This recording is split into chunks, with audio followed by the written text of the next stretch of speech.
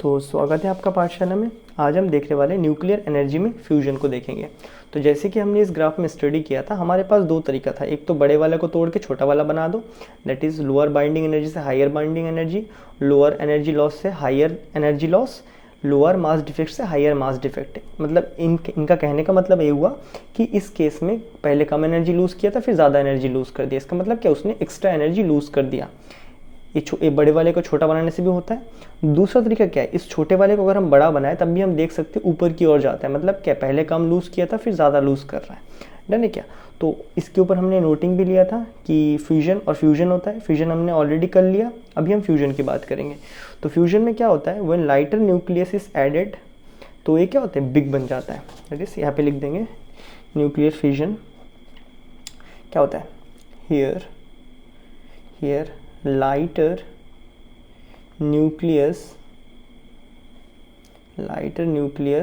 are added to form a bigger nucleus। ठीक है, छोटे छोटे न्यूक्लियस को ऐड करके एक बड़ा न्यूक्लियस बनाते हैं। hence their binding energy का मतलब क्या है, लॉस ऑफ एनर्जी। ठीक है ना, loss of energy increases, so we get extra energy. क्या बात है, क्लियर है, डन है क्या। ओके, सो यहाँ पे हम देख सकते हैं हमारे पास यहाँ पे सबसे सस्ता हाइड्रोजन है, लेकिन ये हाइड्रोजन 2 है। ठीक है ना, तो यहाँ पे नहीं हम हाइड्रोजन को यूज़ करके करते हैं। ये जो फ्यूजन का काम है, हम बेसिकली इस हाइड्रोजन को यूज़ करके हीलियम भी बनाते हैं। दिख रहा है ना, हाइड्रोजन यहाँ, हीलियम वहाँ, पल्ले पड़ा है कितना ऊपर है, और 3 हाइड्रोजन तो यहाँ है, पल्ले पड़ा कितना ऊपर है। तो इनको यूज़ करके बनाते हैं। कितना डिफरेंस दिख रहा है क्या, बहुत एनर्जी लॉस होता है। अब तुम देखो, यूरेनियम से क्रिप्टॉन बना था, तो इतना गैप में बस एनर्जी का ट्रांसफर मतलब चेंज हुआ था। हाइड्रोजन से अगर हीलियम बनाता है तो इस रेंज में मिलता है हमें, पल्ले पड़ा के इस रेंज में एनर्जी, बहुत ही ज़्यादा एनर्जी, एनॉर्मस एनर्जी रिलीज होता है। इसीलिए हम बोलते हैं हाइड्रोजन बम, मतलब यही है वो चीज़। हाइड्रोजन बम इतना डेडली है क्योंकि दिख रहा है ना कितना खतरनाक एनर्जी का गैप आता है यहाँ पे। डन है क्या। तो अभी हम इस चीज़ को स्टडी करते हैं। डन। तो यहाँ पे बेसिकली हम हाइड्रोजन को ही रखते हैं। तो यहाँ पे एक चीज़ समझना ज़रा, ये जो रिएक्शन होता है वो कैसे होता है एग्जैक्टली। यहाँ मैंने एक हाइड्रोजन एटम लिया, एक हाइड्रोजन के एटम के पास एक पॉजिटिव चार्ज और उसके बाहर में एक इलेक्ट्रॉन घूम रहा होता है, प्लस ये मैंने एक और हाइड्रोजन लिया। अब मैं इनको यहाँ पे रिएक्ट करवा रहा हूँ। डन है क्या। अब देखो, ये पॉजिटिव पॉजिटिव आपस में आना बहुत मुश्किल है क्योंकि ये दोनों क्या है, दोनों आपके पॉजिटिव चार्ज है, तो रिपल करेंगे। तो ये रिपल कर रहे हैं, उसके बावजूद हम इनको इकट्ठा लाना चाहते हैं। तो मतलब क्या, हमें एक्स्ट्रा कुछ एनर्जी दे के इनको लाना पड़ेगा, क्योंकि दिख रहा है ना न्यूक्लियस के अंदर ये दोनों कभी भी एक साथ नहीं रह सकते। दोनों पॉजिटिव चार्ज न्यूक्लियस में एग्जिस्ट करेंगे ही नहीं। तो यहाँ पे जो एटम बनता है वो हाइड्रोजन का ही रहता है, लेकिन बड़ा ही अनस्टेबल होता है। अभी देखो, अभी ज़रा समझना, हम यहाँ पे क्या कह रहे हैं, हम यहाँ पे कह रहे हैं एक इलेक्ट्रॉन, यहाँ पे खाली एक ही है, हाइड्रोजन का एटम ही है, बस न्यूक्लियस ऐड हुआ है। तो हमें पता है इलेक्ट्रॉन यहाँ से अगर गायब हुआ है तो उसको कौन गायब कर सकता है, पॉजिट्रॉन। याद आया ना, एनिलेशन हमने पढ़ा था न्यूक्लियर एनर्जी के उसमें फर्स्ट चैप्टर में। एनिलेशन की वजह से यहाँ पे आपको एक इलेक्ट्रॉन, मतलब क्या बोलते हैं, पॉजिट्रॉन लिखना पड़ता है। मतलब ये जो 2 इलेक्ट्रॉन थे ना, इसमें से एक को कौन खा गया, ये पॉजिट्रॉन खा के चले गया। प्लस एक न्यूट्रिनो बेसिकली क्या बोलते हैं, मैग्नेटिक मोमेंटम को बैलेंस करता है। डन। प्लस आपका यहाँ पे एनर्जी भी loss, mega electron volt. Done है क्या। अभी ये तो मैंने स्ट्रक्चर बनाया है, हाईली अनस्टेबल है। ठीक है, ये बहुत अनस्टेबल है क्योंकि 2 पॉजिटिव चार्ज इकट्ठे रहने नहीं वाले हैं। तो इसलिए हम इसको अगर हम लोग लिखने का टर्म पे लिखे तो कैसे लिखेंगे, एक मास हाइड्रोजन का, अगेन एक मास वाला हाइड्रोजन आपस में रिएक्ट करके 2 मास वाला हाइड्रोजन बना रहा है। लेकिन यहाँ पे एक इलेक्ट्रॉन के लॉस को कौन कंट्रोल कर रहा है, पॉजिट्रॉन कंट्रोल कर रहा है। इसका जो मोमेंटम, एंगुलर मोमेंटम में जो चेंज हुआ है, दैट इज मैग्नेटिक मोमेंटम में जो चेंज हुआ है, उसको न्यूट्रिनो बैलेंस कर रहा है। वी का मतलब है न्यूट्रिनो। डन है क्या। और यहाँ पे 0.42 मेगा इलेक्ट्रॉन वोल्ट। पहले पढ़ा, ये था डायग्राम वाला और इसका रिएक्शन। यहाँ पे जो टर्म है ई पॉजिटिव का मतलब क्या है, आपका पॉजिट्रॉन है। ये पॉजिट्रॉन क्या कर रहा है, यहाँ पे जो लॉस ऑफ इलेक्ट्रॉन है उसको बैलेंस कर रहा है। और ये वी क्या है आपका, न्यूट्रिनो है, न्यूट्रिनो जो किसको बैलेंस करता है, मैग्नेटिक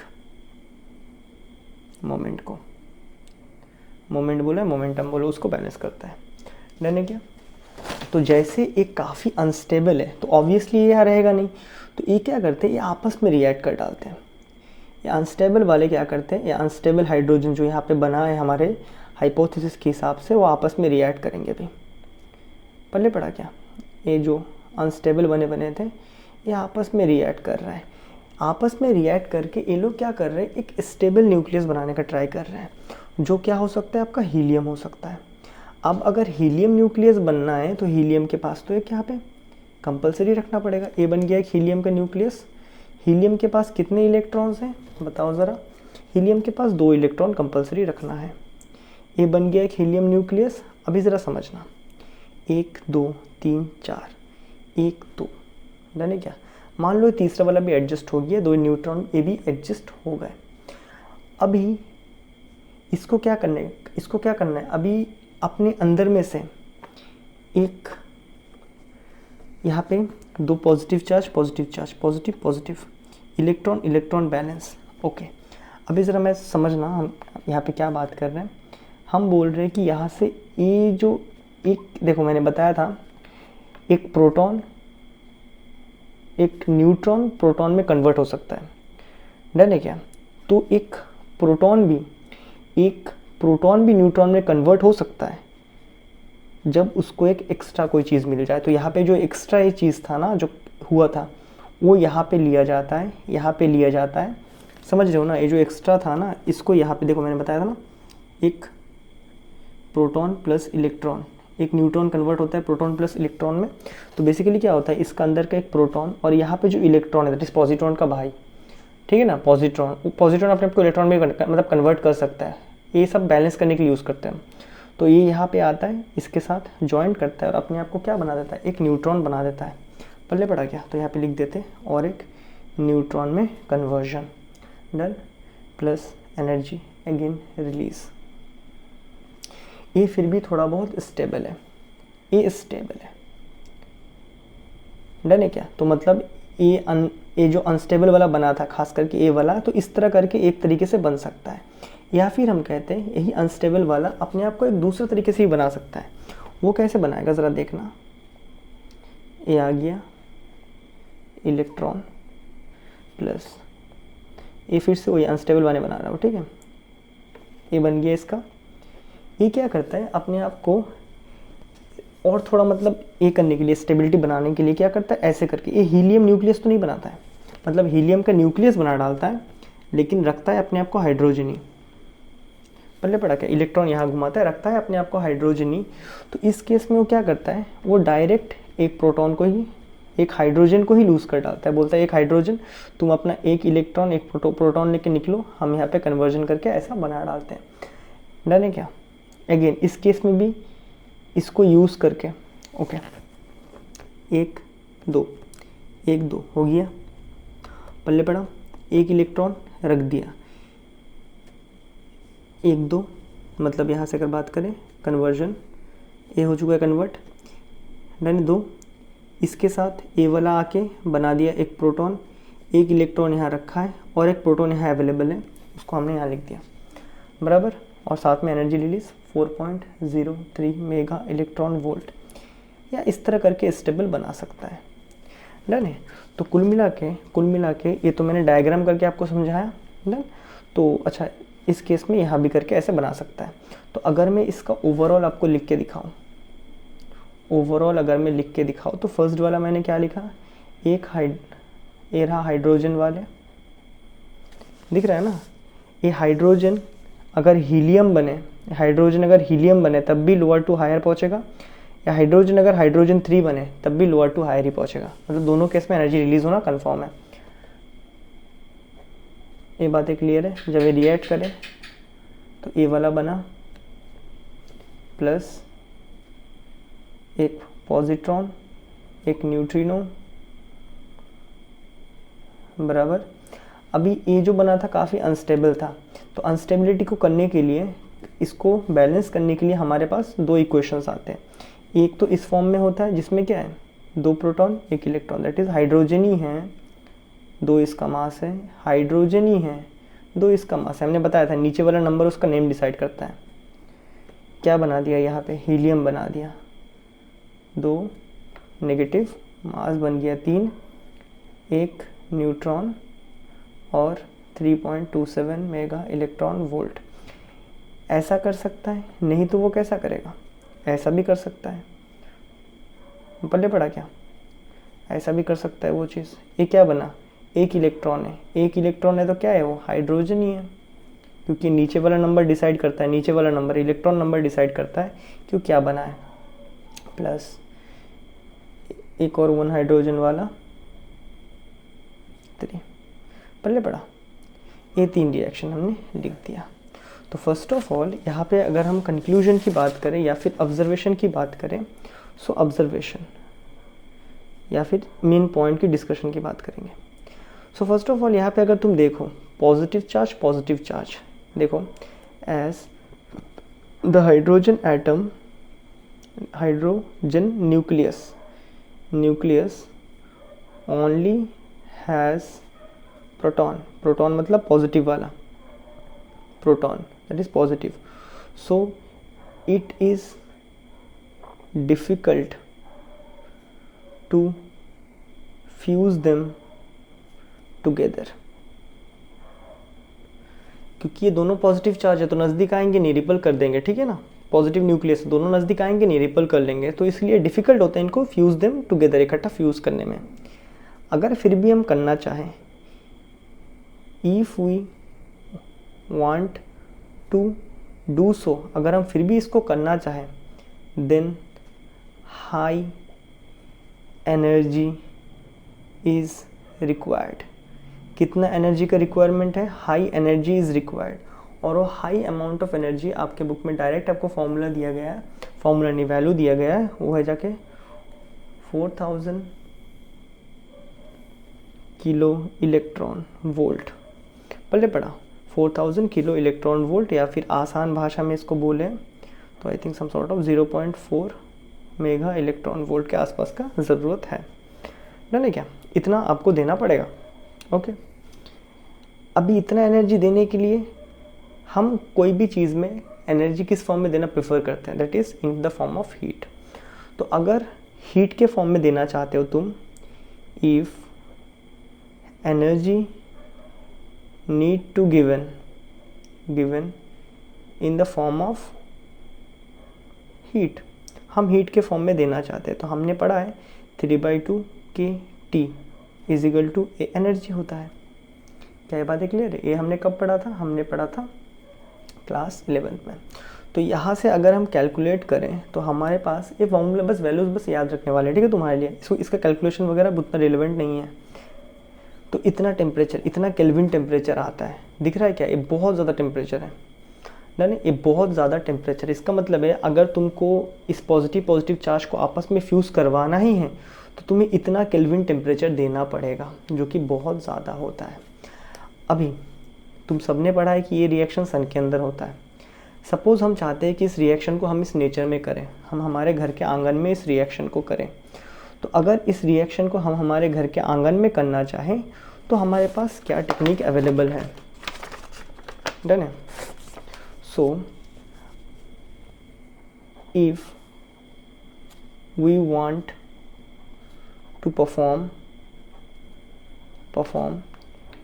फ्यूजन इन लैब, अगर हम इसको लैब में करना चाहें तो हम क्या करेंगे, दैट इज़ न्यूक्लियर बॉम्ब हम कैसे बनाएंगे। सो इसके लिए हम क्या करेंगे, एक कंट्रोल्ड इन्वायरमेंट लेते हैं। कंट्रोल्ड इन्वायरमेंट है चेंबर, कुछ भी बोलो, न्यूक्लियर रिएक्टर बहुत बड़ा होता है, ठीक है, वो कोई छोटा अपरेटस नहीं होता है, बहुत बड़ा होता है, डन है। तो यहाँ पे एक न्यूक्लियर रिएक्टर लिया जाता है जो कि बहुत बड़ा होता है, तुम लोगों ने देखा भी नहीं होगा, बहुत बड़ा होता है। वो पबजी खेलते हो तो तुम देखोगे वहाँ पे रहेगा, ठीक है, काफ़ी बड़े बड़े होते हैं। ओके, तो हम न्यूक्लियर रिएक्टर में क्या करेंगे, बेसिकली हम यहाँ पे हाइड्रोजन डालेंगे। ये हमने डाल दिया हाइड्रोजन, क्या बात है क्लियर, बहुत सारे हाइड्रोजन डाले हमने, मतलब बहुत सारे दुनिया भर के हाइड्रोजन डाल के रखे। और हम क्या करते हैं, यहाँ पे फ्यूजन स्टार्ट कर देते हैं। पहले पड़ा क्या, तो न्यूक्लियर रिएक्टर के अंदर हम हाइड्रोजन को डालते हैं, डालने के बाद हम यहाँ पे फिजन को स्टार्ट कर देते हैं। जैसे ही फिजन स्टार्ट होगा, जैसे ही न्यूक्लियस टूटेगा, एनर्जी निकलेगा। अब ये एनर्जी क्या करेगा, ये एनर्जी इतना ज़्यादा होता है, हमने लास्ट वीडियो में देखा था, एनर्जी इतना ज़्यादा होता है कि हाइड्रोजन को क्या करेगा, एनर्जी क्या करेगा, फ्यूज़ करना शुरू कर देगा। पल्ले पड़ा क्या, जैसे हाइड्रोजन फ्यूज़ करना शुरू करेगा तो हाइड्रोजन क्या करेगा, और एनर्जी निकालेगा। तो हाइड्रोजन जैसे ही और एनर्जी निकालेगा, इसका मतलब क्या है, फ्यूजन से हमने, दैट इज़ ए फिजन जो है, फिजन से जस्ट हमने इंजन को स्टार्ट किया। स्टार्ट करने के बाद ये फ्यूजन शुरू हुआ, हाइड्रोजन जुड़ना शुरू हुआ। जैसे ही हाइड्रोजन जुड़ना शुरू हुआ तो उसने इतना एनर्जी निकाल लिया कि वो उसमें से कुछ एनर्जी, उसमें से इतना एनर्जी, सपोज E1 E2 बहुत ज़्यादा एनर्जी निकल रहा है, E1 एनर्जी को इसमें से फ्यूजन, देखो फ्यूजन हमने स्टार्ट किया, उसमें से एनर्जी निकला suppose some sort of 10 joule. तो इस 10 जूल से वो क्या कर रहा है, वो हाइड्रोजन अपने आप को शुरू किया चिपकना।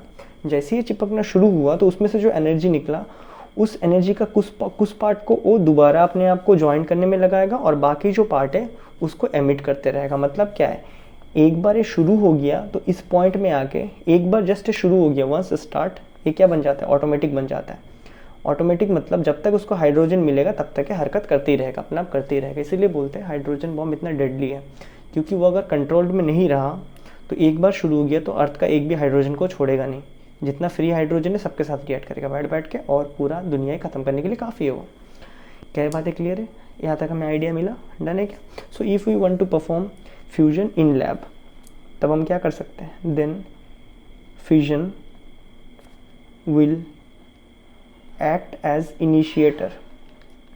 Initiator to start the reaction of fusion. Once it is started, once the fusion is started, एक बार फ्यूजन स्टार्ट हो चुका है, then it is a automatic process।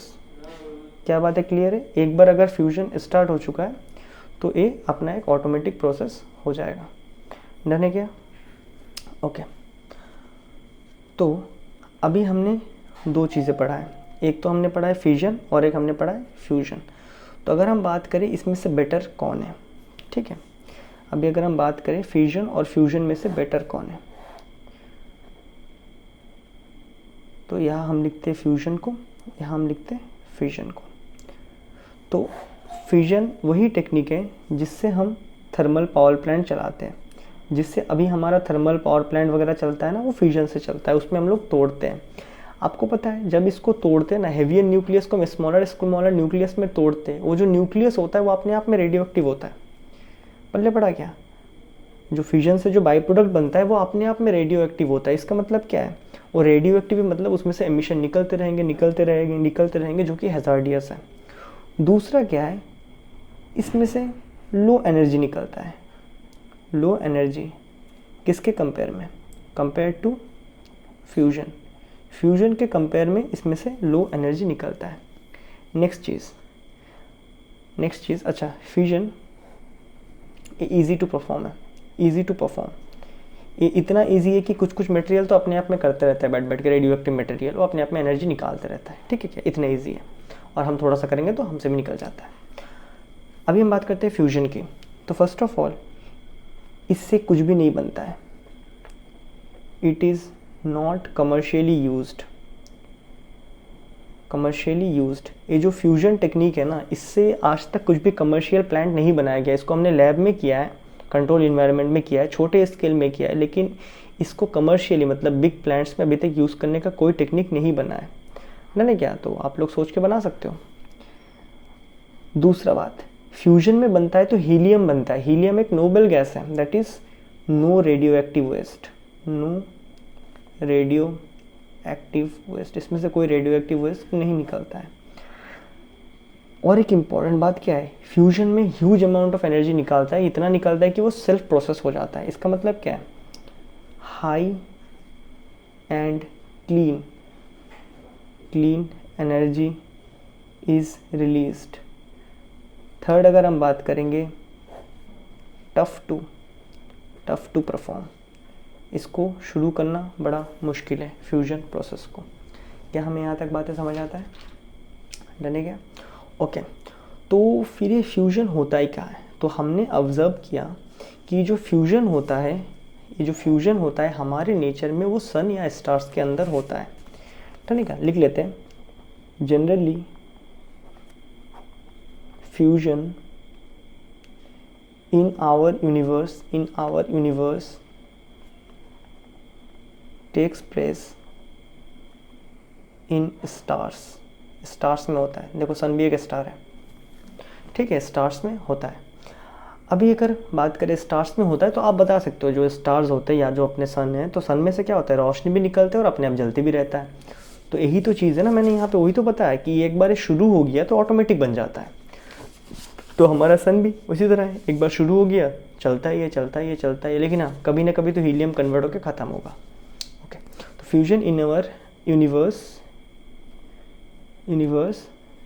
Universe takes place in stars, that is sun, and the overall nuclear reaction, और stars में जो overall nuclear reaction होता है उसको हमने सम अप करके बनाया है। दैट इज़ वो कुछ ऐसा होता है, 4 हाइड्रोजन को लेता है इलेक्ट्रॉन, क्यों? क्योंकि कन्वर्जन करना है ना, उसको कन्वर्जन तो करना ही है। ठीक है, रुको मैं इसको बना के दिखाऊंगा तुम्हें, इसका जो न्यूक्लियस वाला डायग्राम है वो बना के दिखाता हूँ, रुको। Anti neutrino 27.7 mega electron volt. यहाँ कहने का मतलब है कितने हाइड्रोजन एटम, 4 ऐसे हाइड्रोजन एटम लिए जा रहे हैं, ओवरऑल रिएक्शन है, ठीक है, डन। इससे स्टेबल हीलियम बनाने का ट्राई चल रहा है, हीलियम स्टेबल वाला हीलियम हो गई,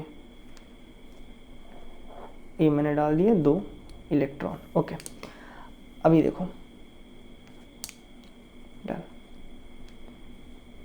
सो यहाँ पे 2 इलेक्ट्रॉन क्यों डालना पड़ेगा तुम्हें?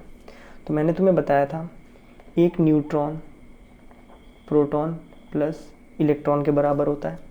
तो अगर यहाँ पे एक न्यूट्रॉन बनना है, that is suppose A nucleus और यहाँ से एक इलेक्ट्रॉन, यहाँ पे 2 इलेक्ट्रॉन है ना, 2 इलेक्ट्रॉन है, ए वाला न्यूक्लियस और ए वाला एक पॉजिटिव चार्ज, न्यूक्लियस और एक इलेक्ट्रॉन, ए वाला न्यूक्लियस का पॉजिटिव चार्ज और एक इलेक्ट्रॉन मिलके क्या बनाया, एक प्रोटॉन बनाया।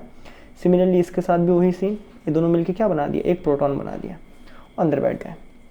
इसका ए 2 है, ए 2 इलेक्ट्रॉन यहाँ पे आ गए, लेकिन इसका मोमेंटम को बैलेंस करना है। यहाँ किसका मोमेंटम उड़ चुका है, किसका मैग्नेटिक मोमेंट उड़ चुका है। तो हमने बात किया था मैग्नेटिक मोमेंट होता है किसके पास है, मैग्नेटिक मोमेंट कौन डिसाइड करता है, दैट इज़ इलेक्ट्रॉन्स के स्पिन डिसाइड करता है।